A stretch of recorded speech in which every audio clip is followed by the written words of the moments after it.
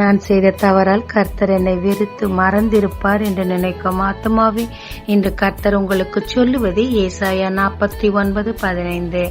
நான் உன்னை மறப்பதில்லை. தகப்பன் தாவீதை மறந்து போனார். ஆனால் தாவீதின் செய்கைகளை மறவாத தேவன் சாமுவேல் மூலமாக அவரை ராஜாவாய் அபிஷேகம் பண்ணினார். ராஜா தாவீது தேவனை மறந்து பாவம் செய்தார். அப்படியே விட்டுவிடாமல் அவரை நினைவு கூர்ந்த தேவன் அவரை மன்னித்து திரும்பவுமாய் உயர்த்தினார். தாய் உன்னை மறந்தாலும் நான் உன்னை மறவேன் என்று கர்த்தர் சொல்கிறார். எத்தனை முறை விழுந்தாலும் நம்மை தூக்கி எடுத்து நிறுத்தும் தேவன். அவருக்காக நாம் நின்றதை அவர் மறப்பதற்கு அநீதியுள்ளவர் அல்ல. தைரியமாய் எழுந்து ஓடுங்க. அவர் நிச்சயமாய் உங்களை நினைவு கூர்ந்து உயர்த்துவார். ஜெபிக்கலாமாங்க.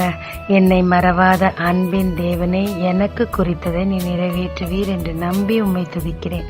இயேசு மூல பிதாவே, ஆமென். இயேசு கிறிஸ்துவின் நாமத்தில் இந்த நாளில் உங்களை